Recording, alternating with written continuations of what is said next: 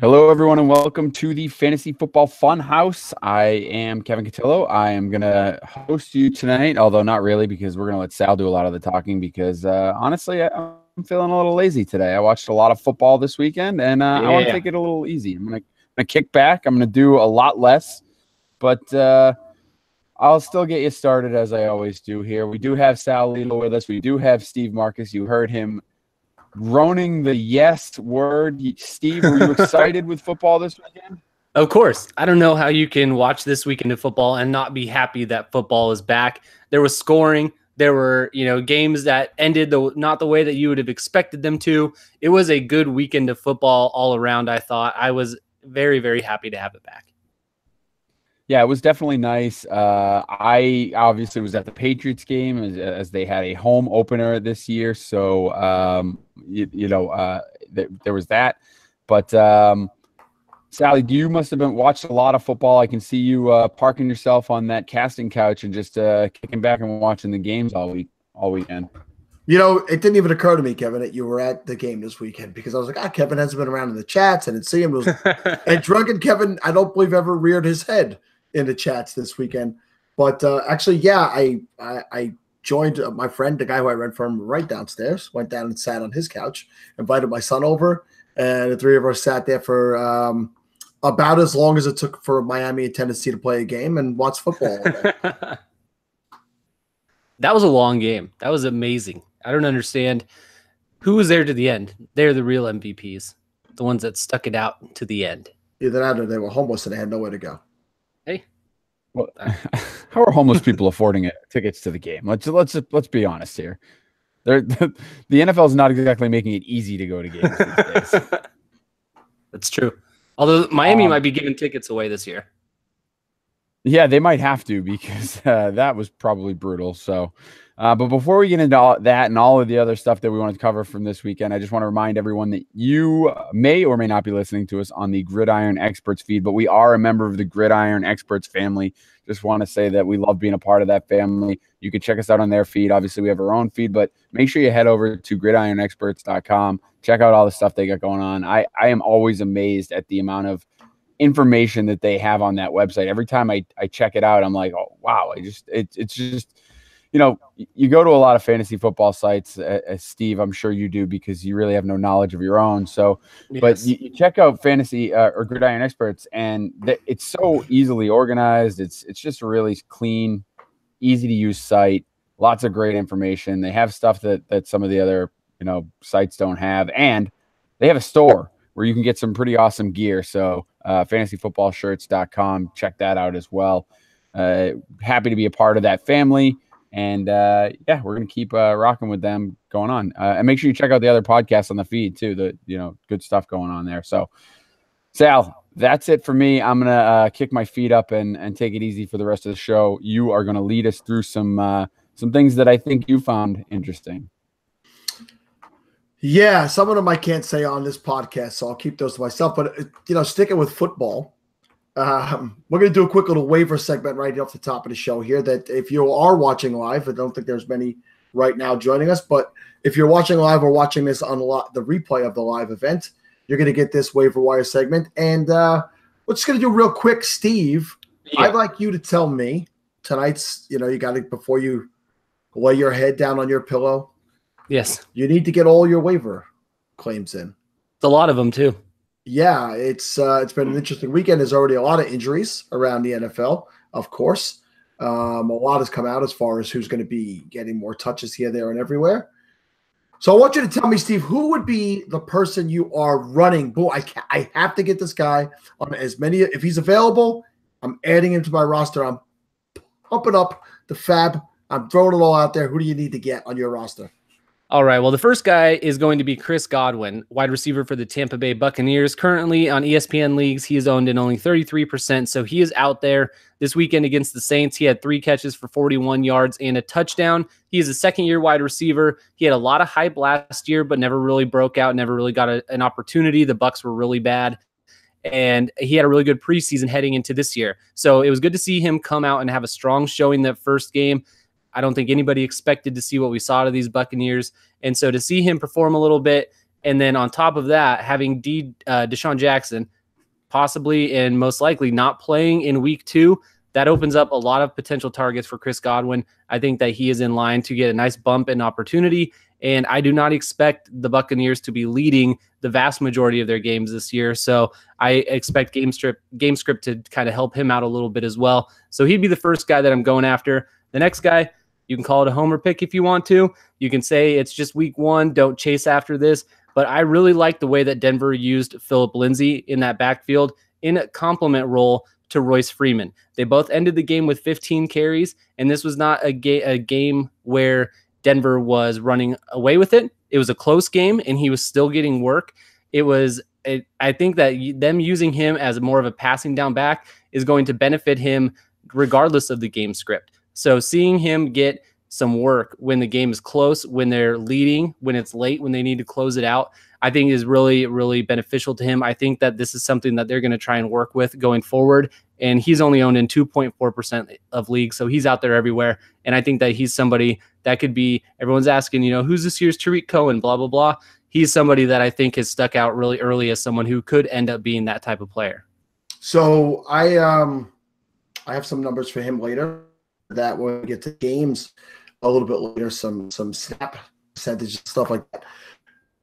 I'm going to give a shout out to Just a Girl on Fantasy Life app, also on Twitter. That's our friend Fallon. She's in my Fantasy Life Bowl division. She drafted Phillip Lindsay. Nice. In the Fantasy Life Bowl. She is a Denver Bronco fan. Yes. So she definitely loves some Broncos, but she definitely got a little bit of criticism, some chuckles in the thing and the guy put up in the first week. So that's interesting. Steve, is there somebody you're just passing on that it's not worth it for me? It's a guy that a lot of people are interested in, but I don't need to get him on my roster? I think that he's going to come up later in the podcast, so I'm going to go ahead and not say who I think that is. All right, Kevin, why don't you tell me first, who's the guy that you're going to pass on, the guy you don't need? The guy that I don't need? So we're going to go with this instead of doing this later in the show then.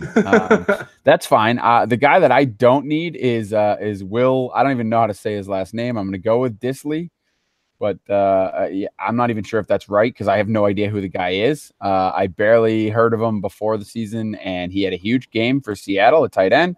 And I don't think he's ever going to do that again. So look, I think that Jimmy Graham, we know what Jimmy Graham was last year. He's not his old self. He's not fast. He's not, but he did catch a lot of touchdowns. But I also think that the way Seattle uses the tight end, it isn't really indicative to tight ends having huge seasons and in particular big games outside of touchdown dependence.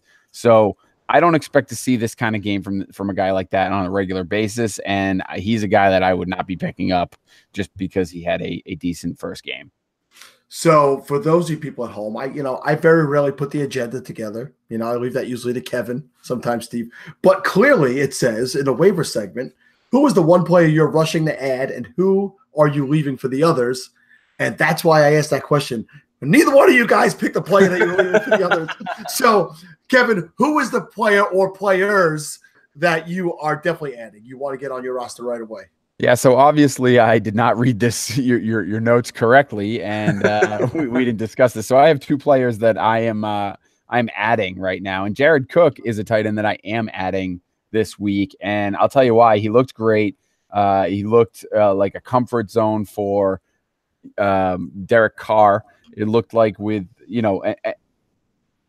that defense was very good last night. That the Rams and the Raiders were very awful, but Cook was the one lone bright spot, and I don't know. I don't know why. I'm not sure. If it's something that's going to last, but I do think that he's a guy that he was better last year than I expected, and it seems like he's going to be a focal point for that offense because Amari Cooper is being blanketed and other people are opening up coverage for him. So that there was a lot of soft zones for him. So, well, guess who they play this week? Go ahead and tell me. The team that just let Will Disley go for well over 100 yards receiving. So he has a great matchup this week against the Broncos. So I like it. I like what you're saying. As a former Raider fan, I have a lot of Jared Cook on my rosters. And, And coincidentally, in all the leagues where I have Vance McDonald, I had to slip Jared Cook in this week. And I was like, oh, great, I got to put Jared Cook in there. And, wow, it all turned out fantastic for me. So, Kevin, who's the other player you're targeting? Yeah, the other guy that I'd be targeting this week is TJ Yeldon. I'm not sure of his ownership percentage, but I'm pretty sure it's in the low single digits. I think I saw 8.3 on ESPN leagues when I looked at it earlier. And I don't trust Leonard Fournette. He's not a guy that's on any of my rosters anywhere because I can't draft him that high. I wasn't going to use a first round pick or even an early second in places where he fell because I just don't trust him. He's a guy that's been injured all through college. He was injured last year. I don't know that he's going to stay on the field, and he's a good talent when he's on there, and they're obviously going to run the ball. But I think they're willing to use Yeldon in a very similar fashion, even though he's not the same type of back if Fournette goes down. So Yeldon's a guy that I want on my roster because he kind of has that Gio Bernard thing where he has built-in value anyway, right? He's going to get some passes, and he's going to be on the field a little bit and get some snaps even when Fournette plays. And then if anything does happen to Fournette, if these leg injuries that he consistently has, creep up and continue, Fournette's a guy that has very solid value in an offense that wants to run the ball. Right before that injury occurred with Fournette, they were showing Yeldon. I think he came in for a play a little bit earlier, and I had said to my buddy, I said, that's a guy I'm interested to see where he lands next year because he can play in this league. He didn't have a phenomenal rookie season, and he really didn't get enough time in a role, but every time he goes in, he does spark a little bit. He does have that pass catch ability. He could be maybe not a full 3-down back by himself, but he has the ability to play on all 3 downs. So I like that. I think that is somebody you should be adding, and it's definitely something I'll be looking forward to next year to see where he lands.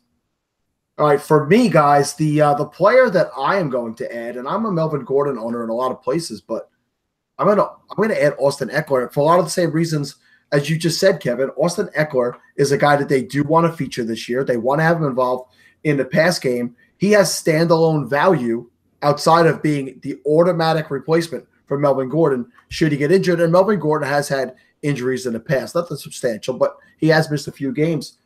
Ekeler with only 10 touches this weekend, 5 rushing for 39, 5 receiving for 87, and a touchdown, put up exactly the same point total as Melvin Gordon, 21.1 and a half point PPR. And Gordon took 24 touches to do that. Now, does that mean Gordon's going away? No. Aside from the 15 rushes, he got 9 receptions himself for 102 yards. I think these two guys could coexist in that offense. I think they want to peel back on Gordon's touch percentage because he's been one of the highest in the league consistently for the last few years. So Austin Ekeler is the guy I'm excited to get onto my rosters and use them possibly in a flex when I have some bye weeks. Either one of you guys catch him at all this weekend? I like him as well. I'm trying to add him where I can. I didn't see the game. Obviously, he had some good stats and some solid fantasy production, and we know that similarly, like you mentioned, Gordon's a guy isn't exactly the picture of health. There's one of the reasons in dynasty leagues he's been sort of knocked down despite production. I mean, I know he's not the most efficient, but also on top of that is people kind of keep expecting the wheels to fall off with him as far as injuries are concerned. He had some knee injuries in college and things like that. So, I think it's a great pick, and he's certainly a guy that if you have Gordon, I think you should absolutely have Ekeler, and even if you don't, go out and get him too because there's value there. And so for my guy that I'm going to pass on, I think that a lot of people are going to be adding Ryan Fitzpatrick. It will not be me. I mean, I enjoyed watching what he did this weekend. Nobody enjoys the old guys having success as much as I do. But there's no way he's putting a day like that up again the rest of this year. And I don't think there's a chance that he keeps the job when Jameis Winston comes back. They can say it all they want. Kevin has said this in the past. Winston's not super young, but is trying to light a fire under a young guy, a guy who is essentially a key cog to the franchise.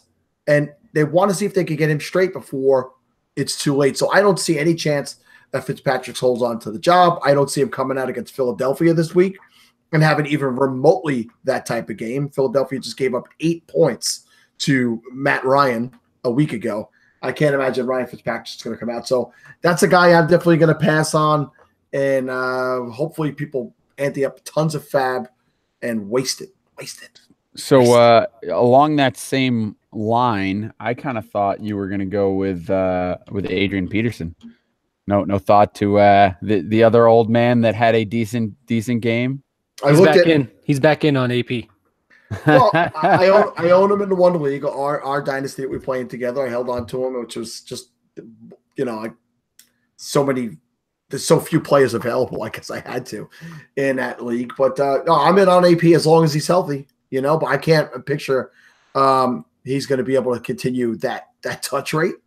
But he looked good. He looked real good. I don't think anybody here could deny that he looked every bit the role. And you're talking under 4 yards a carry. It was all volume. He had some good runs and he had some bad runs, and it evens out. But but volume is key in fantasy football, right? It's I agree. I don't your point per carry leagues. My concern with him is that like you said, an aging running back getting 26 carries a game doesn't seem like something that's going to last for 13 games a season. You ride it until it doesn't last. Are we back? Do we talk about my marriage again? Oh, yeah, I'm sorry. I thought we were talking about the casting couch. So I noticed behind me on the screen that my door is open, the door to my bedroom. Usually I have all the doors closed behind me. Thank God the lights are off. I don't want you guys to see what I have in there. You usually keep the thing chained up on the other side, right? Yeah, I have the silencer in place. You forget to mute a lot, so we hear the barnyard animals. Those poor goats. Those poor goats. Okay, so I'm going to move on to 3 news stories. 1, Kevin will love. 1, Kevin will hate. And 1, Kevin will say, come on, man. Oh, come on. Come on. Will I actually say, oh, come on? Or will I say, come on, man? Like, what am I supposed to go with here? No, you are legally not allowed to say, come on, man. You say, oh, come on a lot. So I do say, oh, come on. All right, well, here's the story Kevin will really like. Tyler Lockett will replace Doug Baldwin as a Seahawks slot wide receiver. This game, Lockett ran 67% of his routes on the inside in week 1 once Baldwin left the game. And he had the one big, I'm playing Kevin this week in a full alpha league. And I managed to hold on. He had some good weeks out of Kamara and other guys, but he had unfortunate weeks from some others.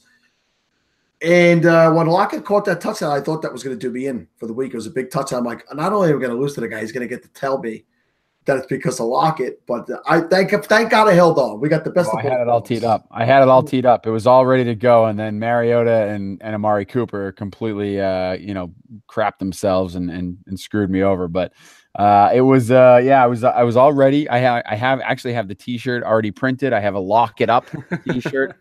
Lock it up. See what I did there? I like it. No, I see what you went there, Dad Puns. Go ahead. Yeah, so Lock It Up will be my slogan for the rest of the season. I love that they're going to start putting him in the slot there. I think it's perfect for what he can do, and on top of that, what Russell Wilson loves to do. So that's really that'll be the key there for me. I'm all aboard the Lockett train. So Sierra, she told you what he likes to do. Hello. So what do you guys think about Brandon Marshall? I mean, listen, another old guy. He pushed off on both touchdowns. One got called back and the other one didn't, so he got credit for one. But he was getting usage. He's getting targets, specifically in the red zone. As you said, Kevin, no Jimmy Graham. We're not a believer in Will Dissly. Is Brandon Marshall a guy that we should be adding to our rosters? Yeah, I mean, clearly Steve's not going to talk, so I'll take this one as well. I was waiting for you. He said your name. Yeah, you have to add him if he's available and you have the roster space. Look, I'm not dumping anyone good for him, but he's going to get red zone targets throughout the rest of the season, particularly if they're moving Lockett into the slot. I mean, you'll see Lockett get some red zone looks as well, but I think we talked about it before the season, like you said, Sal. Brandon Marshall is Jimmy Graham in that offense. He's tall, he's slow, and he can box people out. And sometimes he'll get called for it, and sometimes he won't. But that's basically what that role is, and he's going to play that to a T. And you'll see first down. So in point for first down leagues, I think he's a good play, and then he'll get those red zone looks. He's going to be a great bye week fill-in later in the season, in my opinion. Okay, here's the story Kevin's not going to like too much. Steve, did you want to add something to that? No, I was going to say I actually have nothing more to add here. Typical Steve. I'll just Dynamite drop in. I was going to assume that going forward and just not even talk to you. Speaking Tuesday, Raiders coach John Gruden said it was going to be easier said than done to spark Amari Cooper going forward. And then I saw this tweet from Graham Barfield. Amari Cooper has been held under 50 receiving yards in 15 of his last 25 games. Cooper has an average of 3.8 receptions on 6.8 targets per game during that span. Kevin, I sold my only share of Cooper to you in the offseason in Dynasty, and you were very high on Amari Cooper this year. He had one rush for 9 yards last night, one reception for 9 yards last night, and then virtually disappeared from the game. Are you concerned right now on the heels of John Gruden saying what he said? So here's the thing. For one, I will point out that he was matched up with by far one of the best cornerbacks in the league last night. So I mean, there is that. Marcus Peters is phenomenal. He great coverage corner. However, having said that, yeah, I'm a little concerned. I realized this weekend that I'm incredibly overexposed to Amari Cooper on all of the rosters that I have. Between him and Mariota, my teams were absolute garbage. So, I'm a little concerned. Not really so much for what Gruden says, and not even really so much for the stat you just threw out there. Because, I think last year he was very heavily impacted by the fact that Derek Carr wasn't himself. I thought that the injuries were, plaguing Derek Carr a little bit more than people let on. I didn't know that he was 100% healthy. And I thought that was really impacting his play, which ultimately impacts Amari Cooper's play. Obviously, Cooper was obviously dealt with drops as well. So having said that, this first game, albeit against one of the best corners in the league, was a little concerning because they're supposed to be healthy. It's supposed to be Gruden's offense, which is supposed to be key to getting, Derek Carr started. He made Rich Gannon look good, so he's got to be able to make Carr look good, right? And then on top of that, Cooper was starting fresh with a new season. He's, no more Michael Crabtree, so he's the guy. And to see it come out like this, it's tough. I want to see, there are better days ahead for them as far as the defenses they're going to play. So I want to see against another defense. But yeah, you go 1 or 2 more weeks of this, and I'm going to be stuck with a lot of losing teams this year. Well, that in and of itself would make me very, very happy. But I will say, just on top of that, I don't wish for you to lose unless it's against me. That's not true. That's not true. I have heard from multiple people throughout awful leagues that they enjoy very much so when my teams are doing bad and I am in a very bad mood. So I assume you are of the same ilk. Anywho, Derek Carr last night about the defense. I do think better days are ahead. I like Amari Cooper a lot this year as well, but he had Derek Carr 5 completions to wide receivers last night on 42 pass attempts. He had 5 completions to wide receivers. They are a shutdown group in terms of their cornerbacks with Aqib Talib and Marcus Peters on the sides. They are one of the tougher offenses. Like Kevin said, if this lasts another few weeks, then you can panic and you have to do something about it. But until then, I don't know if this next week's going to be much of a greater show for them going into Denver to play against that secondary. But I think you definitely have to pay attention to that one. Well, they clearly were concerned about that. They re-signed Martavis Bryant today, and he is going to play this week because he has not been suspended yet by the NFL. So they're going to take what they can out of Bryant and for as long as they can. Sal, does this make you say, oh, come on? I mean, as a former Raiders fan, I know you've denounced them for the season, but I mean, you cut a guy because you think he's going to get suspended, but then you bring him back because he hasn't been suspended yet. What are they doing? This is the problem, Kevin. They don't know what they're doing. This whole thing is a charade. It's ridiculous that John Gruden is just looking like a buffoon right now, coming on the heels of what Khalil Mack did on Sunday night, and then how his team collapsed in the second half of that game after playing, having a lead, a 13-10 lead at halftime, and being in that game and looking competitive, just absolutely falling off the map in the second half. Yeah, I will say that. I mean, I was shocked watching the first half of that game how good their defense was playing without Mac. I was kind of surprised. I mean, maybe it was a little rust, on the part of the Rams, but they looked. I mean, they were getting some pass rush. They had good coverage. I like overall. I thought they played really well. They were containing Gurley for a while there, and then to your point, it all went to crap. But all right, well, I got one more story. There was another very big wide receiver signing today. Did either one of you guys catch it? I know who the Patriots signed today. I don't know. There's two guys actually. Let's not talk about that. Let's talk about the fact that Amari Cooper is back in the NFL and he's a Philadelphia Eagle. That's funny. You know why that's funny? Because I co-own a team with John Bosch, and we were looking through the waiver players today to see if we wanted to make any claims. And I jokingly said, "Oh, hey, Aiken's available. We should definitely add him for throw some fab on him." And he said, "Oh, did he get signed?" And I said, "No, I'm definitely kidding." But it turns out apparently he did get signed. So he did get signed with the Eagles. And let me ask you guys this, Steve. Okay. Nobody's going to go out and add Aiken to their rosters, even me.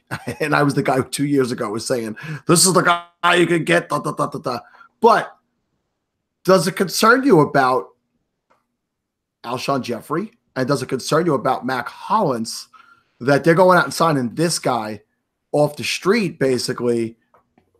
How long should Alshon Jeffrey owners be expecting to be without him? Can we stop with the Mac Hollins? I'll tell you what, nothing worries me about Mac Hollins. Nothing. He was going to get a shot, Kevin. If he was healthy, he would have gotten a shot. My point is, maybe he's not good, Kevin. Maybe he's not. But he was going to get playing time in the wake of the Jeffrey injury. So what I'm saying is both of them have to be worse off, or at least Jeffrey, if they're going out and signing this guy off the street. Yeah, it's definitely something you don't just go adding wide receivers. If you've got wide receivers that are there and that are maybe coming back soon, you don't just go up and pick guys up off the street like that. Yeah, so I would be concerned.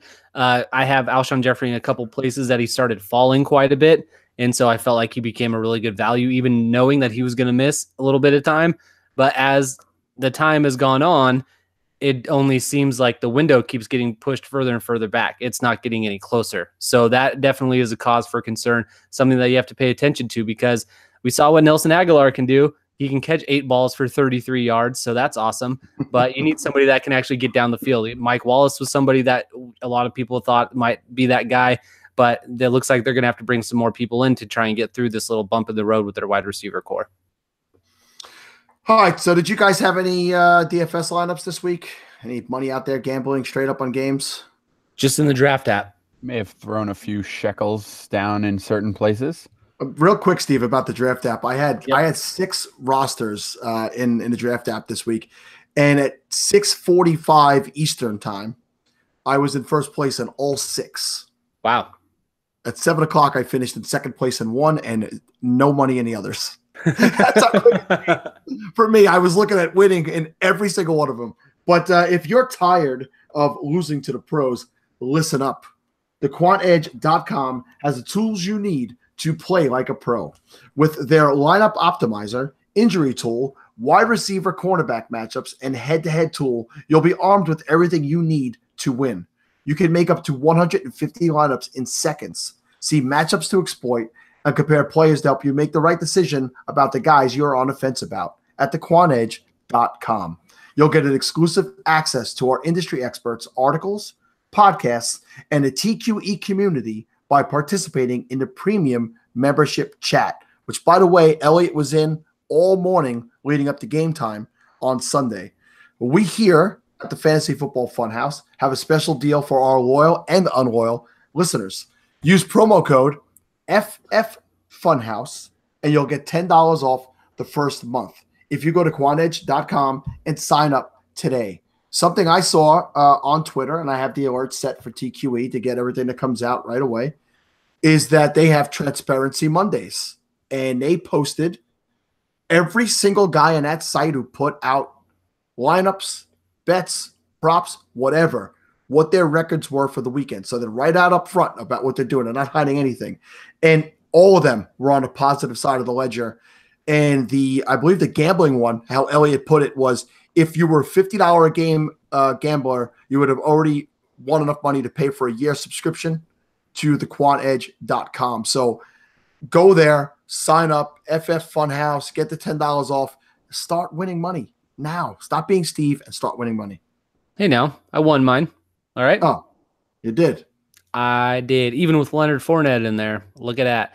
It's amazing what can happen when your opponent chooses Deshaun Watson as his quarterback when he had anyone else to choose from other than Drew Brees. Amazing.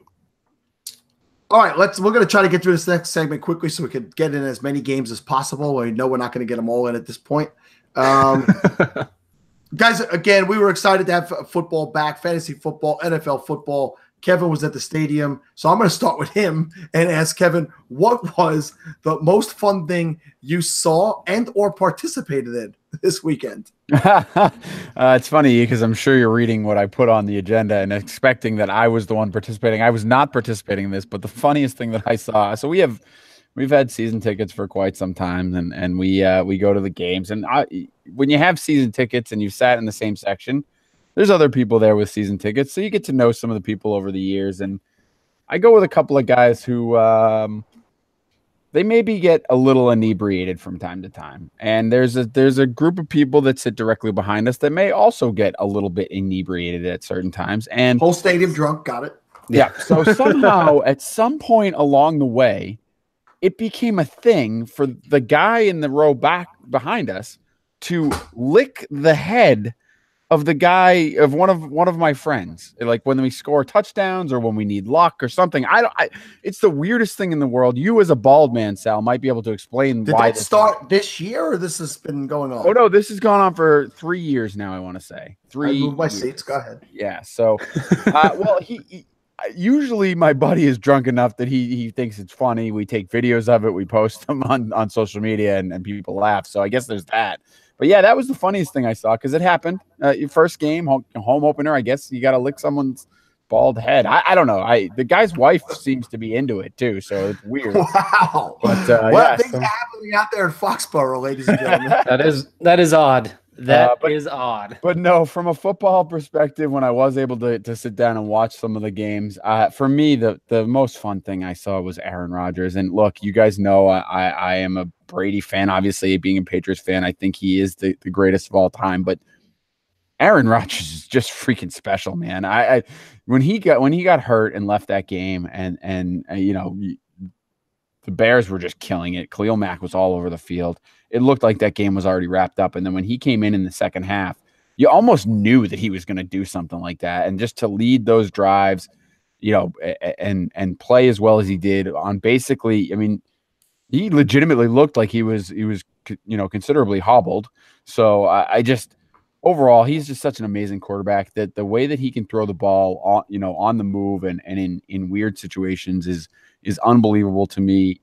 He has such a presence on the field as far as an understanding of where people are and what is going to happen before it plays out. And he's just, you know, having him on fantasy rosters is such fun because even in a game like that where you go into the second half and he doesn't have a ton of points, you know you're not out of it. So that was the most fun thing I saw for sure. Still didn't outscore Ryan Fitzpatrick. Steve, what was the most fun thing you saw in football this weekend? My favorite thing this week was definitely all the upsets that we saw. We had the Buccaneers as plus 9.5 in New Orleans win their game. We have the Jets at plus 6.5 win their game. The Chiefs on the road plus 3.5 won their game.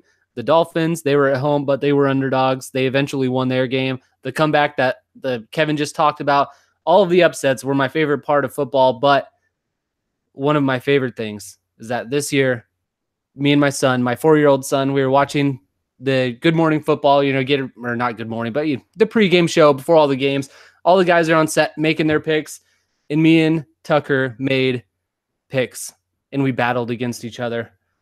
And he picked 9 different games, and I almost cried. I was so happy. He was actually interested, waiting for new games to pop up on the screen for him to pick winners. He went 4-5, not a bad start. He got screwed by the Bears. He picked the Bears to beat the Packers. He almost had that one. But that was definitely my favorite thing. Chelsea, my wife, she could tell that I was just eating it up, knowing that me and him were writing down our picks and going to see how we did throughout the day. So that was definitely my favorite thing outside of just watching all the games.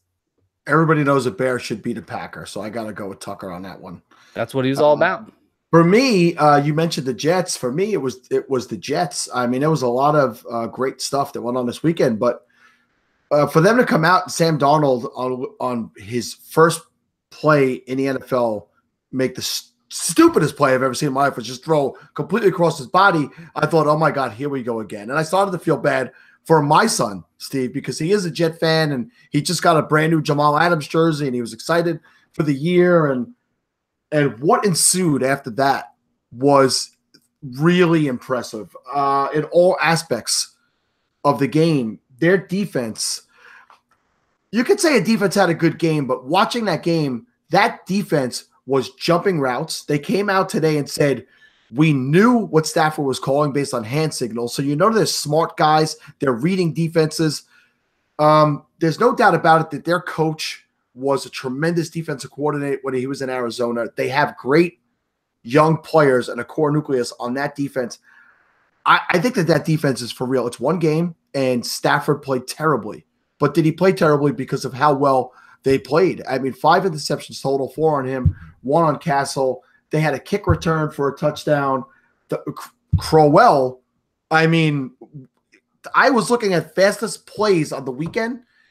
Tyreek Hill was 21.1 miles an hour. Isaiah Crowell was 20-plus miles an hour on that run. I would have never expected that type of speed out of him. The wide receivers, Anunwo looks like he's healthy and all the way back. Robbie Anderson got 1 target, 1 catch, 41 yards, touchdown. That's what he does, right? He's the Deshaun Jackson of the New York Jets.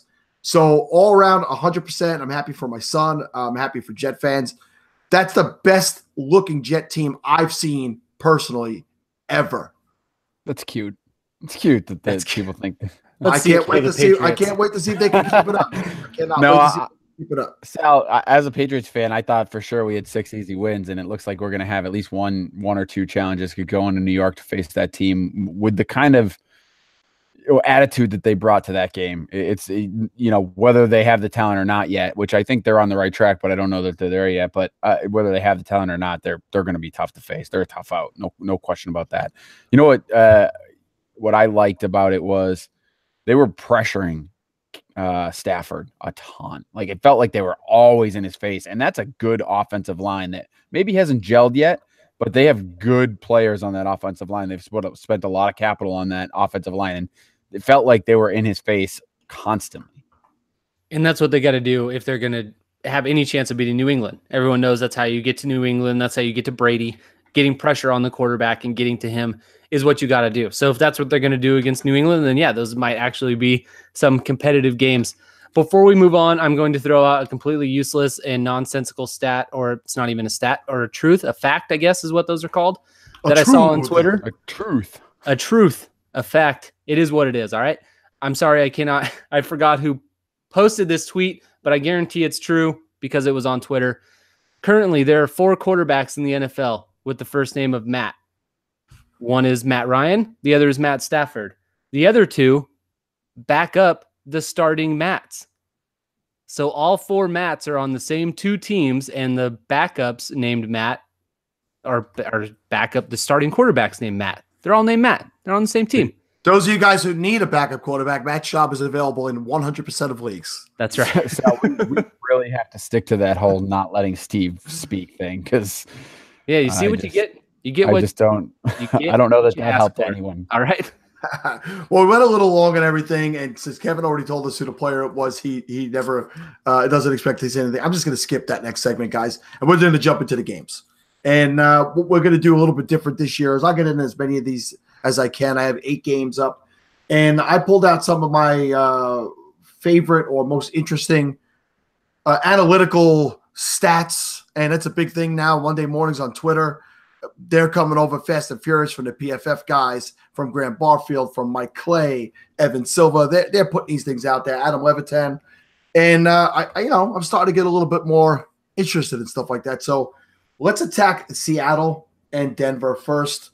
That Seattle defense, not quite what it once was, gave up 300+ yards and 3 touchdowns passing to Case Keenum and the revamped Denver Bronco offense. Steve and Kevin was going to mention that Emmanuel Sanders was the guy that he expected this was the beginning of. Emmanuel Sanders spent 51% of his time in the slot on Sunday, caught 10 passes for 135 yards and a touchdown. He only played in the slot 27% of the time in 2017. So I agree with you, Kevin. Even though you didn't get to say it, I'm going to tell the people you're going to say it. That if he's going to be in at 50% of the time, and this type of outcome, he's going to be the number one wide receiver in Denver this year. What do you think? Yeah, I put that on there for that very reason. It's not only just that he played in the slot, but it's clear that Case Keenum, finds him as a reliable target. He has a trust in him. They obviously have a chemistry, and we hear constantly how big chemistry is when you're talking about wide receivers and quarterbacks. I still like Demaryius Thomas. I don't think he's going to have a terrible year, but I just based on what I saw from that, the highlights and what they were doing with Sanders, I just think he's going to be targeted all over the field, and that's good news for him. Steve, you brought up Phillip Lindsay earlier, so let's turn to the running backs. This is one of the backfields we talked about a lot in preseason, and never once did we discuss Phillip Lindsay. We talked mostly Freeman and Booker. So Freeman, 29 snaps, 15 carries, 71 yards. Phillip Lindsay, 26 snaps, exactly 15 carries and 71 yards, the exact same rushing total. And Devonta Booker was in there on 19 snaps, 2 carries, 4 yards. No targets for Freeman. Lindsay got 3 targets, caught 2 of them for 31 yards and a touchdown where he just looked lightning quick. And then Booker saw 2 targets. So 4 total touches for Booker, and Lindsay leads the day with 17. So as you spoke about him earlier, you're looking to add him. Devontae Booker is a drop at this point. Yes, Steve? Yeah, I think for the most part, because we saw what Denver would do in a game where they might have a small lead or the game's tied and it's in the second half. They leaned on these 2 young guys. They leaned on Royce Freeman. They leaned on Phillip Lindsay. And like I said earlier, it was encouraging to see that this type of game script where Lindsay is still being used, because you initially thought of him as maybe someone that might be a third down back, so might only get play if Denver's down late and they need to start throwing the ball more. But seeing him get the exact same amount of carries as Royce Freeman in this first week, that might not continue at that exact 50% carry rate that they split there, but it is encouraging to know that they are willing to use him in that capacity as well as the passing game. So I really think that says a lot about his usage going forward and how Denver sees them. I think Phillip Lindsay has taken over Devontae Booker, and I don't think that Devontae Booker is going to be able to get on the field. If you watch that game, he looks like the worst running back on that team. So I don't understand why they would continue to trot him out there when they have these other 2 guys that can get the job done. All right, on the other side of the ball for Seattle, one of the other running backfields we were so interested in the preseason was this one. And so Chris Carson received 26 snaps to Rashad Penny's 25. Procise got 6, Kevin. Thank you. Gotta mention it. Carson carried the ball 7 times. Penny carried the ball 7 times. Carson caught 3 passes. Penny caught 4 passes. The touch percentage could not be any more down the middle. The snaps were almost equal, but the difference was Carson rushed for 51 yards and had 28 yards receiving, while Penny rushed 7 times for only 8 yards. But he did add 35 yards, catching the ball. For me, Kevin, going forward, this tells me that it's not Chris Carson's backfield. Regardless of how well he played, it's not his backfield. It was game 1 after we heard all preseason that Chris Carson's the lead guy. They split time down the middle. Do you think that Carson did enough that he's going to start getting more touches, or do you think it stays this way down the middle, and if anybody's going to take over the lead, it's going to be Penny? Yeah, I think they're going to give Penny every opportunity he can possibly have to take over that.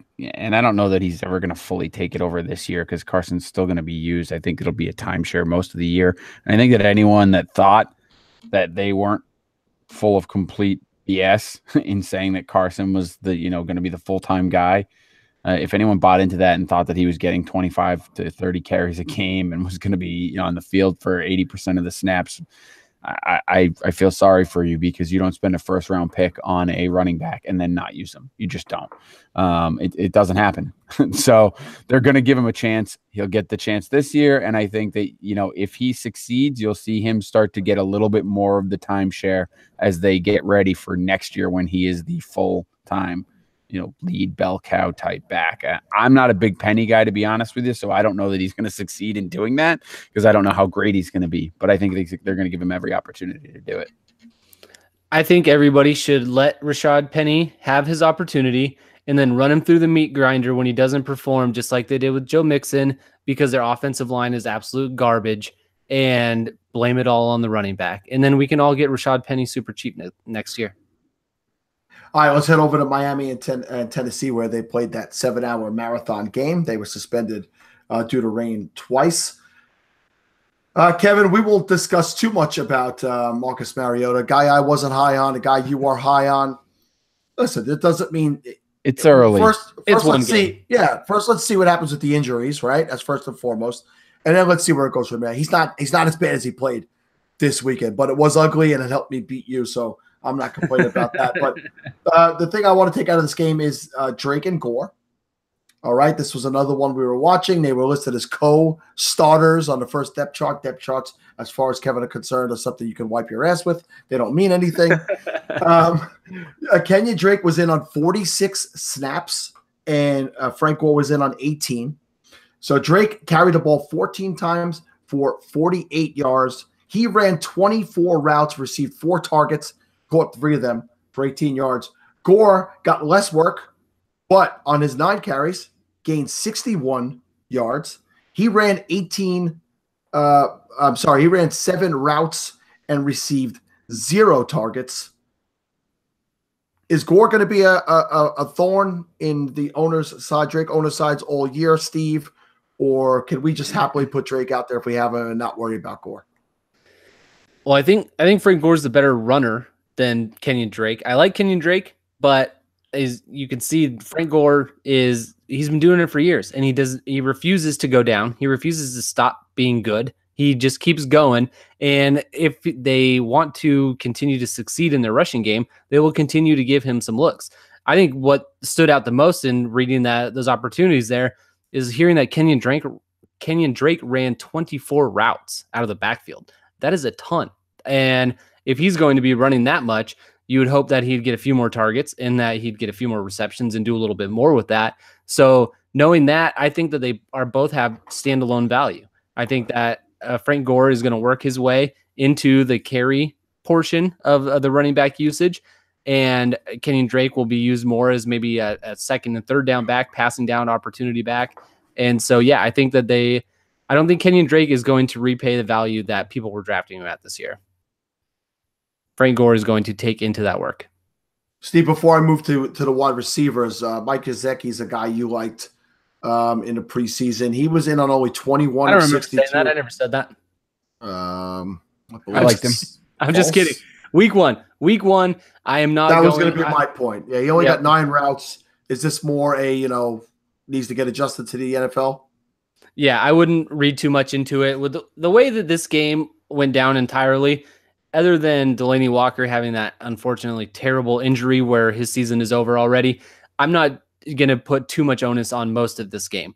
The way that it was delayed for the huge chunks of times, 2 times, I'm going to put this as a wash for really both teams, and I will go ahead next week and start evaluating. Stop screwing up the rest of my segment, Steve. Okay, because I have stats for this game that I feel are important. Okay, I'm sorry. Kevin, Kenny Stills, big game, 4 receptions for 106 yards and 2 touchdowns on 5 targets. Most people were saying he was the lead wide receiver there this year. It was a matter of who was going to be after him. And we have Albert Wilson and we have Danny Amendola. But Jakeem Grant got 5 receptions in this game. Only 38 yards, which, by the way, is more than what Aguilar did on his receptions. But a big kick return touchdown where he just looked like the player we think he is. He's explosive. Can you see a role on his team for Jakeem Grant? Because no one else is stepping up. Devontae Parker is Devontae Parkering it, as we're going to come to call it. and the other guys were less than stellar. This guy's exciting. He's these smaller, explosive players that we're seeing so much in the NFL. What's your opinion, Jakeem Grant? I think that it's difficult for me to really trust anyone on the Miami offense. I liked, Gesicki coming in because I think tight end's a wasteland, and he's a good, talented kid that Tannehill might use a lot, and they really had no competition. Kenny Stills is a guy that will have games like this, and then he'll have marginal games where he gets 3 catches for 45 yards. So. But he's a good guy to have on your roster for that wide receiver 3 flex plays. I can't trust anyone else, and you're right. I like Grant. He's an explosive player, and he's got those the skills that you would expect Adam Gase to really try to utilize. But at the same time, I just don't think that that's an offense that will succeed enough to have consistent production to where I'm going to feel like I need to have him in my lineup. I mean, I'll pose that question to you, Sal. While you think he's an exciting NFL player, do you really see yourself putting him in a lineup unless you are absolutely decimated somewhere? No, I have him on in dynasty rosters. I don't own him in redraft. And I won't be adding him this week. It'll be a guy that I'll keep an eye on. If I see him continue to get touches in the offense and continue to be explosive on the kick returns, he's a watch and see for me right now. On the Tennessee side, we'll just go through this real quick since Steve poo-pooed this game. Dion Lewis, 47 snaps to Derrick Henry's 20. That's a 70-30 percentage breakdown. Dion Lewis, 14-0 on third downs. Dion Lewis, 6-2 in red zone opportunities, and he ran 22 routes to Derrick Henry's 7. So, like Steve said, this game was a little janky because of the weather, and we'll have to pay close attention next week to see if these things continue. But that is a very telling sign in game 1 because it's not just a few snap difference; it's a huge difference. Yeah, that one's scary. I saw that one earlier, and that one was a little alarming. So, and I hope is chalked up to being because of the weird game. I don't understand why Derrick Henry wouldn't at least get more red zone looks, but something to keep an eye on because the value that you were getting on Dion Lewis, and I know a few people, especially in the Falafel Assholes chat, were all about Dion Lewis and passing on Derrick Henry, and this first week definitely played into their hands very well. I want Derrick Henry to be better going forward. You and me both, buddy. I got a lot of stock. Okay, let's go. Kevin's shaking his head. He says it's not going to happen. I don't think it's going to happen. And you know what? It's not so much that Derrick Henry is not going to be better. I don't think that Lewis is going anywhere. You think he's going to get a very high snap percentage. I think they paid him money, brought him in so they could use him. And I think you're going to see a real timeshare there. So it's using my old paid him money argument. Yeah, well, I mean, either way, I don't see either of them ever having the bulk of the carries unless one of them goes down to injury. Okay, let's go over to the Vikings and the Niners, which we have the Alfred Morris, Matt Breida backfield. And again, another one that broke down fairly evenly. Morris, 35 snaps, ran 19 routes, while Breida was in there for 30 snaps and ran 17. So that's a little surprising. Morris was running routes at all, let alone 2 more than Breida did. They both touched the ball 12 times. Breida rushed 11 times for 46 yards. Morris, while running those routes, did not even get a target, I believe. He carried 12 times for 38, fumbled in a very big spot, which could have really turned the entire game around because they were playing for an opportunity to win this at the end. But alas, Jimmy Garoppolo was no longer undefeated in the NFL. And the biggest play of all out of the backfield came from who, Kevin? Do you know? I don't. Kyle Juszczyk with a Juszczyk, yes. 56-yard reception is rearing. And in 2 back sets, Juszczyk was in there 26 times with Morris 17 and Breida 10. So those are some numbers to break down. But 2 rookies, one that Kevin liked. Dante Pettis had 2 catches for 61 yards and a touchdown. as a result of Goodwin getting injured, he got an opportunity and got the flash. And, that could be that's a huge thing in this league, Kevin. You talked them up, and we grabbed them late in best ball roster that we share together, Dynasty. How happy were you to see that? Yeah, I love seeing that. I mean, he's a guy that I think will grow with that offense. I don't know that he's ready for prime time necessarily yet, but it seems like he's going to make a case that he is. And you love to see that, except for the fact that it makes it a little murky, right? I mean, now you have another wide receiver that they're going to look to feed the ball. But I think he earned some snaps on the field. So hopefully he's a guy that you'll see his usage increase throughout the season. Can I just back up for a second and tell you that this is a public service announcement to all those who play fantasy football. We've heard it from many, many analysts, including Matthew Berry, who regularly reminds people to not get cute. I was on the losing end of getting too cute with defenses. I had the Vikings defense and the Saints defense on a couple of rosters, opted to go with the Saints defense, playing against what I thought would be a terrible Tampa Bay Bucks team, instead of using the Vikings against who obviously one of the best defenses in the league, but was playing against an offense that I thought would be good enough to make the Vikings score less points as a defense than the Saints. That did not work out well for me. In one league, it was a 27-point swing because the Saints got -9 and the Vikings had 18. So yeah. So just a reminder to everyone: don't get cute. I would consider the Vikings a stud when it comes to play your studs. Play your studs. Yes, that's right. That is correct. And Steve, yes. This guy, I never heard of this guy. George Kittle, you ever hear him? Oh, I've heard of him. Big 5 catches for 90 yards, and he dropped the ball. That probably would have been about an 80-yard touchdown. It would have just been a massive day. But the point is, lots of volume, lots of usage. Good things on the way. Yeah, absolutely. He is somebody that in the segment that we skipped, someone who we think that his first week performance is going to be something that we think holds out throughout the year. He is definitely somebody that I think is going to be a top 10 tight end, especially if he's getting the type of volume. And I don't expect I do kind of expect San Francisco to be playing from behind for the majority of their games. So the passing game, the wide receivers, the pass catchers, those guys, they are going to be important for this offense. So George Kittle, Jimmy Garoppolo obviously likes him a lot. We saw that at the end of last year when Garoppolo came in, and then we instantly saw it again. I think Kittle had 9 or 10 targets, ended up catching 5 of them for 90 yards. If that's going to be his baseline, you add in the touchdowns throughout the year. If he ends up with maybe 6 or 7 touchdowns, that's going to be enough for a top 10 tight end. He's only owned in ESPN leagues, I believe 37%, right around there. So he is available. If you can go out and get someone like him, definitely do that. And he can be a weekly starter for you.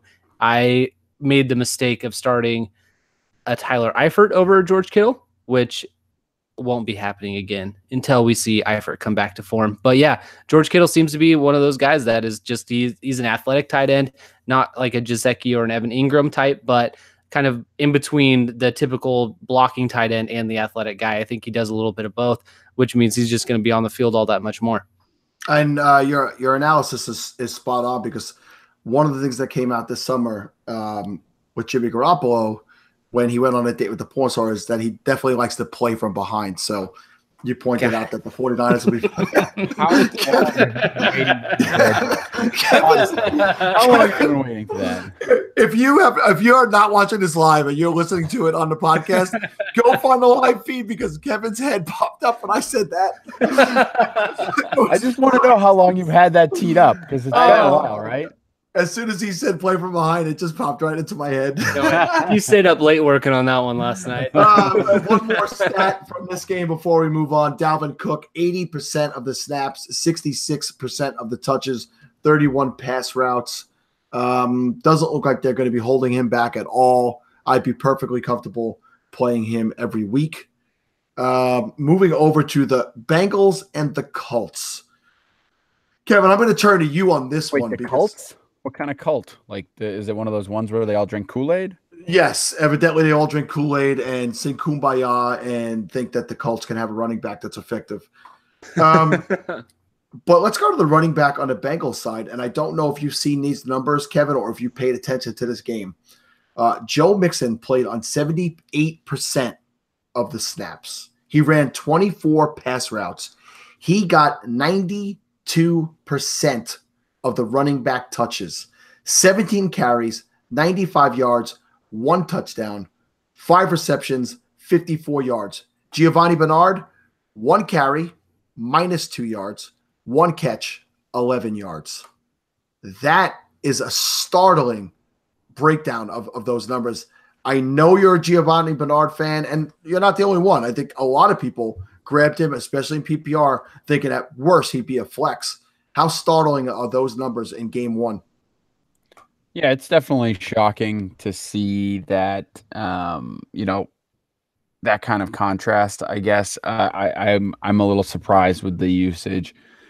But, at the same time, Mixon's supposed to be the guy, right? I think that the case for Gio Bernard is that he should get some looks, and I expect him to get more than this in future games. But and even more so, just like we talked about with other guys, is that he's got that built-in backup status where if anything goes wrong with Mixon, he's going to get some serious looks, and then you can use him as a flex. Obviously, this wasn't a flex-worthy game, but I do think it'll be better. It's great for Mixon owners. I mean, for those of you who bought into Mixon, great for you, because it seems like the volume's going to be there. They love what he did, and he had a great game. So hopefully he can have it continue, because Bernard's not a guy that I'm counting on any rosters. He was a guy that I think is nice to have, and I still do think that he is nice to have. But hopefully you're not depending on him anywhere. Except maybe Falafel. I could see a 16-team league, somebody might have drafted him expecting a little more. And Giovanni Bernard seems more of not someone that you necessarily meant to draft with standalone value. Definitely didn't cost you anything if you were drafting him, but he's somebody that if Joe Mixon were to go down, instantly steps in to the opportunity, the volume, the passing down work. He's going to get a huge amount of production if Joe Mixon were to go down. So I think he doesn't necessarily have the standalone value of like an Eckler or someone like that, but he is somebody that would. There are a few handcuffs in the league that will automatically step into that role, and I think Bernard is one of them. Steve, over on the pass catching side, AJ Green, picked up where AJ Green should pick up. John Ross caught a touchdown early. We all got very excited. And then he finished with that 1 catch for 3 yards on 2 targets, 6.3 points in the game. And Boyd, well, that's I guess if you're not playing PPR, so a little bit more PPR.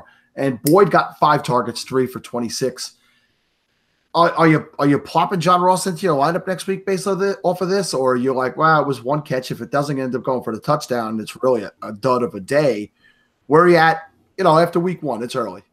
Yeah, it's early. I know John Ross is somebody we got excited about during the preseason. I'm still a fan of his.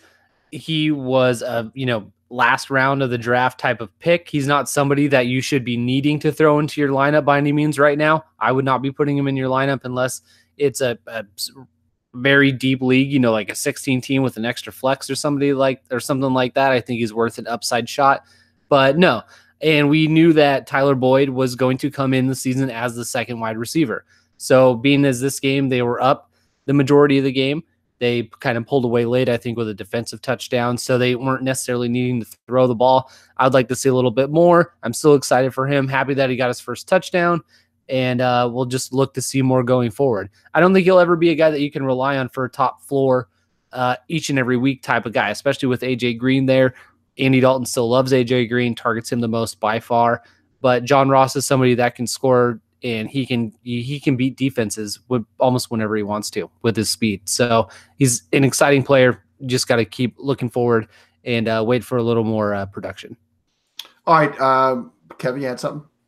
I was just going to say, I think John Ross was a guy that we thought, for the most part, great best ball play, because he's going to have games where I think he explodes. And then on top of that, a guy that piqued our interest in Dynasty, because maybe not this year, but he's got the talent to continue to improve. You may see something from him later on in the season, but again, like Steve said, I hope you're not counting on him. So this is one we've gone back and forth about. We like to tease Steve on the Doyle Ebron deal. But out of 82 snaps, Doyle played on 77 of them. That's a huge number. Okay, he ran 55 routes. He had a big fumble in this game, and that could get him a little bit in the doghouse. Ebron played 36 snaps out of 82, ran 25 routes.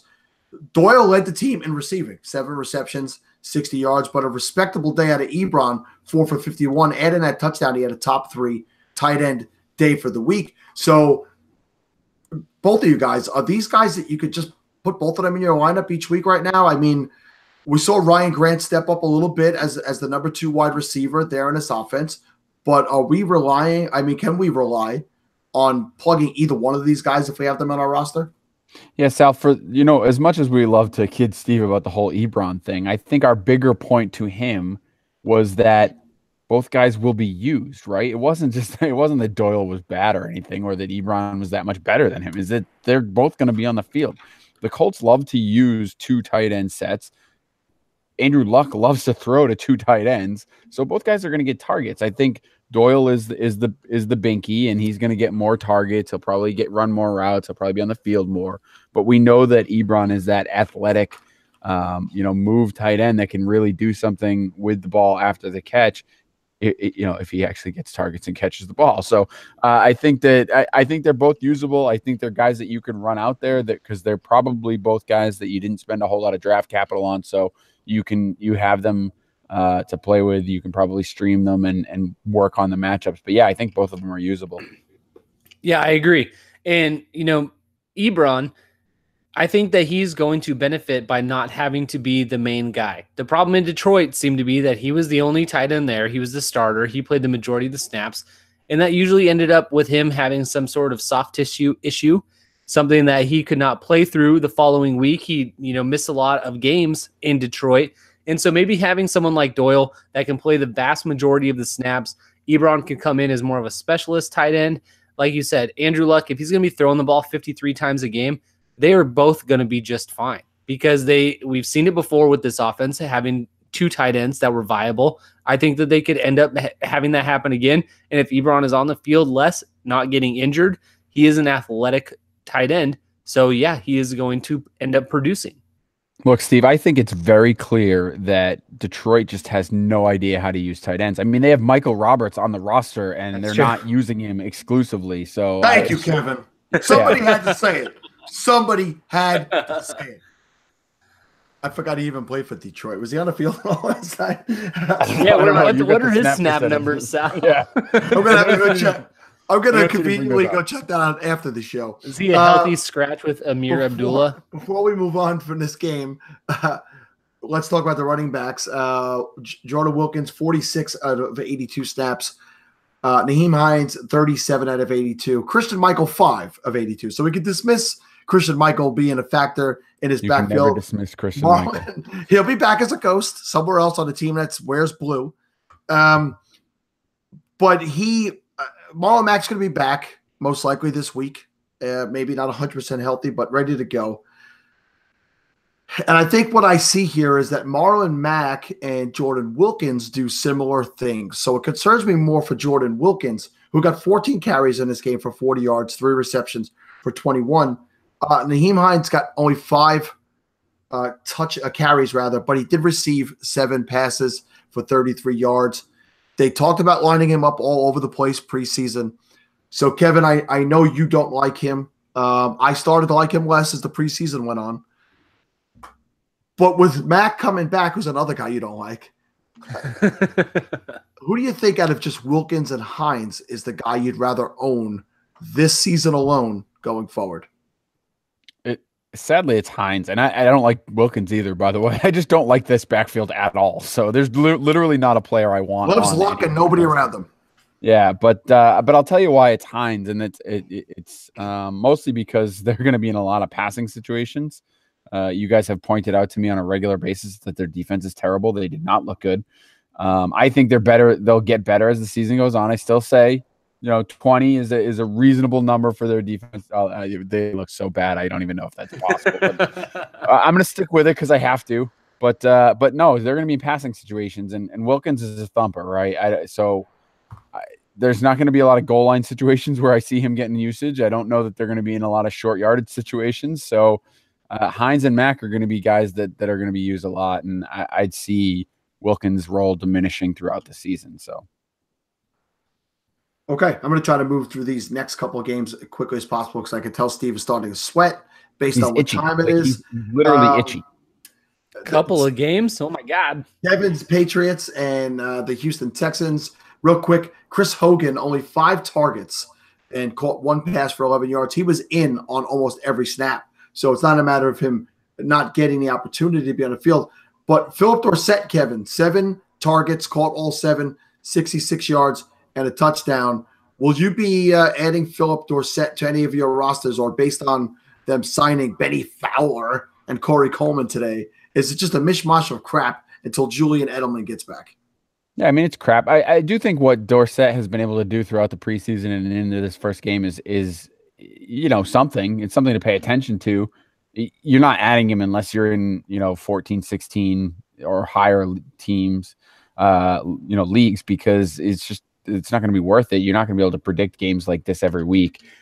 If you start to, but you want to keep an eye on it, because if you go 3 or 4 more weeks in and he's still doing this type of thing, when you see Edelman comes back, if he's still getting targets, then yeah, I think, they brought in 2 more wide receivers, as you just mentioned. So how can you feel super confident that it's going to continue? They're obviously looking for other solutions. I don't know. And the Hogan thing, I mean, remember what we said before the season started?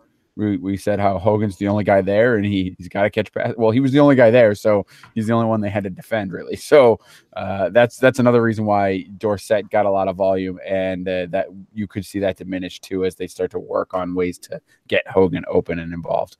We'll get into this on the preview show, but I agree with you. Hogan caught 1 pass in the first game last year. Also, he is a blow-up player for me this week, and I'm going to be popping him back in my DFS lineups because I'm expecting him to have a huge week this week. Just quickly on the running backs, we know Jeremy Hill is out with the torn ACL. Rex Burkhead, 33 snaps to James White's 26. Both guys were effective, 2 in a slot for Rex Burkhead, 3 lined up wide, and for White, he was in a slot 7 times and also lined up outside 3 times. All of that goes out the window next week when you see Sony Michel hit the field. Sony Michel will be back. He'll get his opportunity. Lamar Miller got 20 carries as we expected. Bell cow back, gets sniped by Alfred Blue on a touchdown. That was a kick in the nuts. Brutal. Moving on to Pittsburgh and Cleveland. We all saw what James Conner did. 30-plus touches. Just if you were lucky enough to grab him, you get to ride it as long as possible, and we'll see what happens with Le'Veon Bell. They removed Le'Veon Bell from the depth chart today. That was kind of like, hey, buddy, we're going to take you off that thing that doesn't mean anything. Jarvis Landry, 15 targets. He caught 7 of them for 106 yards. The reason I bring him up, he had 0 100-yard games in 2017, and he had 1 in his first game with Cleveland. He had only 1 catch of 30 or more yards in 2017. He had 2 on Sunday. Just happy to see it going in that direction. He's a guy who I really legitimately think is every bit on the level of an Odell Beckham Jr. Not Odell Beckham Jr., but really close to that level, and I think they're going to use him that way. Corey Davis was close to that production, right? He was almost there. He got nothing. No, I saw someone again on Twitter say that it's obvious now that Todd Haley is using Jarvis Landry the same way that he used Antonio Brown. And if that happens, that is going to lead to a very good season for Jarvis Landry. They're not going to play every single game in a monsoon type setting. So, you hear the 15 targets and only 7 catches. Yes, some of that was Tyrod Taylor. He has a tendency to be inaccurate from time to time, but you have to blame the weather on a little bit of that as well. So I look forward to seeing what happens with Jarvis Landry. I'm a big fan of his. I have been for a few years. He's on almost every PPR team that I have. I think that his numbers are going to be fantastic this year. He's going to eke up into that top, the wide receiver 1 range for 12-team leagues. Hard to play the weather card for one side of his production, the only 7 for 15, and not mention the fact that he got 15 targets, which could have been related to the weather and the routes that he runs. Just throwing that out there. But I think interesting, Kevin, that he had the 230-plus yard gains, where typically he's been considered a short yardage receiver, and he had 2 big plays in this game. But again, we'll see what goes. What was the air yards traveled for those plays? I didn't see them, so I don't know. But I'm assuming that he made some moves and made those happen. I think the air yards were like 80 yards, and he actually backtracked a little bit. Oh, he ran backwards? Yeah. That's good. If you didn't see a catch that he made early in the game, Kevin, and it was probably 20. The air yards were probably 28 of the 30. He did have to stop and cut back and lean over a defensive player. He made a tremendous catch. I mean, Jarvis Landry's phenomenal. Don't get me wrong. I agree with you. He's every bit as talented as the best receivers in the league. I just think what he does, and the offense that they have, particularly the quarterback and the switching quarterbacks somewhere at some point this season, just limits him a little bit. That's all. Baker Mayfield will probably be better for him when he gets in there. How do we know what he really does if we've only seen how his offense has used him? Do you think Tyrod Taylor's that much better than Ryan Tannehill? No. There you go. I think they're both equally mediocre. So he's still in the same situation is my point. He's but not, if he's running different routes and he eventually gets a better quarterback in there, I think that will lead to more production. I think he is good enough to run better routes and to be utilized in a different way than he has been so far in his career. Josh Gordon was said to be getting 20 routes, 20 snaps. He got 69. He caught the one pass for an amazing touchdown. Another tremendous talent, and having him opposite Landry just benefits Landry obviously that much more. Antonio Callaway, who supposedly was starting, 1 target, no catches. Moving on to the Sunday night game, Bears-Packers. Very interesting that Jordan Howard saw more targets and routes than Tariq Cohen in this game. Tariq Cohen was used a lot. I like the way he was used. But Jordan Howard caught all 5 of his targets for 25 yards. He worked 200 to 300 balls a day in the offseason to shore up his hands. Kevin. That's a lot of ball work. That's a lot of ball work. Does this, if he's going to get that kind of target volume, we got to consider him an RB1, no? Yeah, this is one of the reasons that we were so high on him collectively, I think, as a show going into the season, because he was what, a 3rd-round pick in a lot of places? Yep. I mean, to get a 3rd-round pick, you're talking about a guy that they continuously told us they're going to use him more in the passing game, and he had worked on it a lot. So he was a 3rd-round. For me, he was a 2nd-round pick, even with production that he had last 2 years, right, where he didn't catch any balls. If you add in an element of a passing game for him at all, he's easily an RB1. And I think that, we have to start looking at it that way, even though it's only 1 game, because he was there to be used in that capacity, and they clearly did not shy away from it, and he was great. I like a lot of what I saw from that Bears offense. Steve, go ahead. I know you want to add something. Yeah, they ended the game on Sunday with basically just using Jordan Howard. If this is going to be his floor type of game without a touchdown, I am all in on that. The touchdowns are only going to make it better. So to see him end the game within a half-point PPR with like 13 to 15 points, if that's going to be his base without scoring any touchdowns each week, I am 100% cool with that. Steve is all about that base. They actually lost the game because they didn't use him. So yeah, they got very conservative and stupid in the second half, and Matt Nagy, everything that worked for him, he went against it in the second half. So I expect to see a different offense this week as far as the full 60 minutes. Kevin, give me your opinion of what Allen Robinson looked like, and he was, I believe, 4 for 61. But again, the second half, if you go back and look, and I did a little Mitch Trubisky research. No, there's only 4 Matts. Yeah, only 4 Matts. Only 4 quarterbacks. I got caught up in the Matt madness. I did a little Trubisky research tonight because I'm doing an article with him involved in it. And I actually went through snap by snap of that game. And in the first half, it was deep pass here, deep pass there, pass over the middle, deep. And second half was short pass to the right, short pass to the middle, short pass to the left. They restricted him in the second half. He actually played a good, precise game, Trubisky, and add in the rushing, 7 times, 32 yards, touchdown. Steve's going to hate it, but I think the guy actually could be a player you might be using this year. But Steve, put that finger down. Go ahead, Steve. What?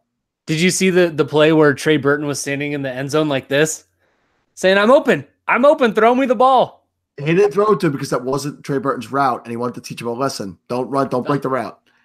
Sure, he should have treated him like a Hugh Jackson lesson and thrown him the ball for a touchdown. Instead, here, Kevin, you think, as your punishment. I think you hit the nail on the head there, Sal. I think that they got conservative. They tightened up. They didn't have, they tried to go real conservative with the game plan because they had a lead and they didn't realize they were playing Aaron Rodgers and really should have kept their foot on the gas pedal there. And I think that I like it. I like what I saw out of Allen Robinson for a first game in that offense, first game back from a knee injury. I mean, overall, I think you'll see him continue to improve as the season goes on because we've seen that regularly from guys coming off that injury, particularly when you're talking about one who changed an offense completely. I think, and Steve, maybe you disagree, but I think that Mitch Trubisky is a better quarterback than Blake Bortles. So I expect good things to happen for Allen Robinson in this offense, and I did like what I saw overall. I think they're in the same group. Steve, before I turn to you with the running backs on Green Bay, Gustavo Mendoza would like you to check your trade inbox. I believe an offer was sent your way. Check that before you do your waiver wire tonight. Got it. Jamal Williams, 15 carries, 47 yards. Ty Montgomery, 4 total touches for 28 yards. Clearly, Jamal Williams was the lead guy here, but the production was brutal. And if he has another week like that next week, you can guarantee your ass Aaron Jones is going to be getting plenty of touches in week 3. Yeah, that is true. The efficiency, which has always been the knock against Jamal Williams, was not there. This also wasn't a game where he was necessarily utilized the way that he typically would if Aaron Rodgers were healthy and there the whole entire time. Them having to come back the way that they did in the second quarter definitely does not lend itself to a positive game script for Jamal Williams and that type of player. So that, yeah, it was a bad week, not what you would have expected out of him. I hope that they are able to come back next week, maybe utilize him a little bit more, have Aaron Rodgers in there a little more. But yeah, I've never disagreed that Aaron Jones is the more electric back in this backfield. I don't think that when he's available that Jamal Williams is still just going to get 100% of the work. I think Aaron Jones is going to get some of that work. I think that Jamal Williams is the goal line guy. I think he's the first and second down guy, and I think that will continue. But yes, this week did not help in terms of the fantasy community. I will continue to ride the Jamal Williams train. I'm not hopping off this one. We have to go to Kevin because the face he was making while listening to that was very interesting. I find it amusing that for the last 10 minutes we've been getting these notes in our chat about the show saying, "Hey guys, we got to wrap it up. We got to move. We got to move." And then you mentioned Jamal Williams, and all of a sudden there's no time limits for the show anymore. Let's just go on for days. Earlier in the show to make this Jamal Williams talk fit. Well, we're going to move on to the last game that I'm going to discuss, and that is the Jets-Lions game. We talked earlier about the Jets, so let's talk about the Lions. Kenny Golladay played a career-high 65 snaps last night. Now, keep in mind with all these snaps and these numbers that this game was out of hand, and at some point Marvin Jones and Golden Tate were taken off the field. But 65 snaps, 7 receptions for 114 yards for Golladay. Tate saw 15 targets, 7 for 79, and a touchdown. Jones only saw 8 targets, 4 for 54. And I'll read this again. Graham Barfield, by the way, congratulations to Graham Barfield, who signed on as the head of I forget the exact title of Graham. I apologize, but he's at NFL Network or NFL Media now. And Graham, about 2 weeks ago, followed me on Twitter, and I was so excited. And he must have realized that I'm not important because he hadn't followed me since. But he gives great information. He put this out. Over the last 2 seasons, Marvin Jones has played 11 games with Kenny Golladay and 6 games without him. Jones's target share with Golladay is 16%, and his target share without him is 23%. That's a big 7% difference with Golladay in there. Kevin, you got a little I just smelled something funny face on. So do we think that this is a matter of how out of control the game was last night, or is Kenny Golladay going to cut into Marvin Jones's production going forward? The reason I have that face on is mostly because of the target percentage, or basically the market share when you're talking about adding a third receiver onto the field. I would expect those numbers to be very similar when they're in 2 receiver sets versus 3 receiver sets. No, it's not. I believe it's when he misses a game. So there's a third wide receiver on the field. It's just not Kenny Golladay. All right. Well, so then maybe that's a little bit more of a telling stat. TJ Jones. Listen, I think that I was a little concerned last night with the production of Marvin Jones because he's a guy that I think has been, seriously undervalued a lot coming into the season, given the production that he's had over the last couple of years. So it is concerning, but a lot of people are high on Golladay, and he looked great. He game out of hand or not, he was a very, he looked like a good route runner. He was catching, balls all over the field, and the production was there. So you can't argue with that. I don't know what that means going forward, because I do need to see them in some different game scripts to see if Marvin Jones is being phased out by Kenny Golladay, or if it's just more they were chucking it up because they were down by so much. So, when they're a little methodical in how they're trying to score and how they're trying to move down the field, I think you'll see the trust factor with Stafford and Jones a little bit more, and maybe he won't lean on Golladay as much. So. And I think more of the same could be said for these numbers here with the running back breakdown last night. Theo Riddick, 40 snaps. Kerryon Johnson, 17. LeGarrette Blount, only 13. Playing behind by a ton. We know LeGarrette Blount's role is to, get the ball into the end zone and pick up those short yardage first downs and to run the clock at the end of the game. And none of those things took place here. But Theo Riddick carried the ball 5 times for 20 yards. Go ahead, bud. What's up? I was going to say he's injured too. He had an injury at some point during the game and missed a lot of time too. So my point to this whole thing is, and thank you for pointing that out, Riddick is a guy that if he's not owned in your league, first of all, what the hell's going on in the league? But he was a guy that you really could have gotten. It was like going 140th overall in drafts this year. This is a PPR guy that should be added. Absolutely. And I think that he's going to probably be the highest scoring running back at the end of the year, regardless of whether it's PPR or standard. So that's all I got for tonight, guys. Add Jalen Richard if you're still listening, because he got a shit ton of passes last night. You don't have to bleep it out, Steve. It's all right. Don't worry about it. We don't bleep things out here anymore. We talk however we feel like it. So, Steve, take it away. All right. Thank you all for listening to this episode of the Fantasy Football Funhouse. You can follow us on Twitter at FF Funhouse. You can find us on Facebook and Instagram. You can go to fantasyfootballfunhouse.com. You can find us on the Gridiron Networks podcast feed. Gus, no thanks for the kicker trade. I appreciate you trying. And one last thing, to anybody that is in the path of Hurricane Florence right now, I hope that you are able to get out safely. I hope you evacuate if you are asked to do so. And I hope that all goes well with anybody that is affected with that, because it sounds like it's going to get pretty intense there. And I want to say thank you for those people taking the time to listen to this podcast while your life was in danger to hear that announcement from Steve. But no, that was very nice, Steve. Very, very true. I mentioned earlier I was working on an article, and it involved Mitchell Trubisky. I'd like to announce that I am officially a writer now for fanball.com. I'll be doing some stuff there on a weekly basis involving sleepers and people to avoid, as well as doing some breaking news stuff. And big shout out to the guys at Fanball. Thank you for giving me the opportunity. I hope to not screw it up. And that's pretty much it for me. Thank you guys for tuning in. I'll turn it over to Kevin. I'm wondering if you're going to start sending me your articles to be pre-edited before you send it to their editor. Just, I've read your stuff before. Scott Fish is taking your place. Good for him. It's a job that he's going to hate. Just kidding. Congratulations on that. Well deserved, buddy. Look, I'm going to throw a shout out to John Bosch on this one, because he did something this weekend that I'm going to try and do for the rest of the season as well. He made a pledge to fantasycares.net. And I always tell you to add a charitable experience to your fantasy playing experience. And he did that this weekend by saying if Ricky Seals-Jones hit or exceeded 4 catches, 40 yards, and a touchdown, he'd donate $5 to Fantasy Cares. I know it doesn't sound like much, but pretty cool that, just out of the blue, he wanted a guy to succeed this weekend. So he said pledged $5 if the guy did.